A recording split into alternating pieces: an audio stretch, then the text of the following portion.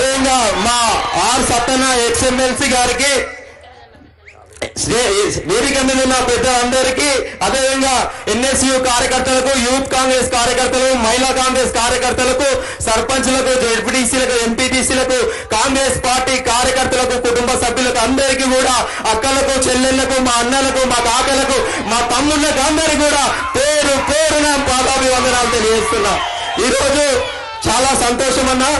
ఈ ప్రాంతంలో, ఈ మెదక్ ప్రాంతం నుంచి గతంలో ఇందిరాగాంధీ గారు పోటీ చేసి ఈ ప్రాంతాన్ని అభివృద్ధి చేసిన తల్లి, ఆ తల్లి గడ్డ మీద నుంచి ఒక పేరింటి బిడ్డకు అవకాశం కల్పించిన పార్టీ కాంగ్రెస్ పార్టీ అని చెప్పి తెలియజేస్తున్నాం. ఈ రోజు నీలం మధు ఈ పడంచేరు ప్రాంతంలో స్థానికంగా పుట్టి ఈ ప్రాంత ప్రజలతో ఎట్లా మమేకం ఉంటాడో మీ అందరికీ తెలుసు. ప్రతి ఒక్కరితోటి పొద్దున్న లేసి రాత్రి వరకు ఉన్న, నాకు అమ్మా నాన్న లేకున్నా కూడా మీరే అమ్మా నాన్న అనుకొని, మీరే అన్నదమ్ములు అనుకొని, మీ మధ్యలో ఉండే బిడ్డను ఈ రోజు ఇక్కడ నుంచి, గతంలో కూడా ఇందిరాగాంధీ గారు బార్ల నుంచి అంజయ్య గారిని ముఖ్యమంత్రి చేసిన పార్టీ కాంగ్రెస్ పార్టీ. అదేవిధంగా ఒక పేరింటి బిడ్డను కూడా ఎంపీగా పంపించే పార్టీ కూడా కాంగ్రెస్ పార్టీ.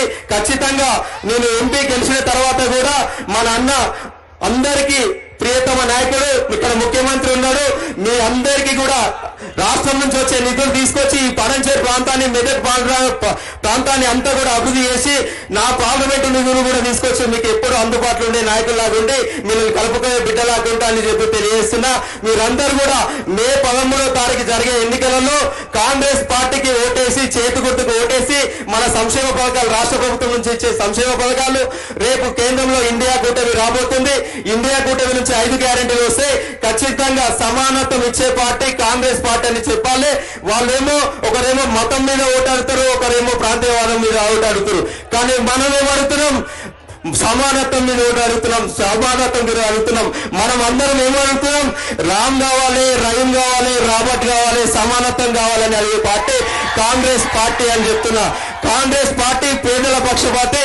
మేము కూడా నాకు అవకాశం కలిగినాక మీ అందరికీ అందుబాటులో ఉండి నాయకులను, అందరినీ, ప్రజల్ని మమేకం చేసుకొని అభివృద్ధి చేసే బాధ్యత నేను తీసుకుంటానని తెలియజేస్తున్నా.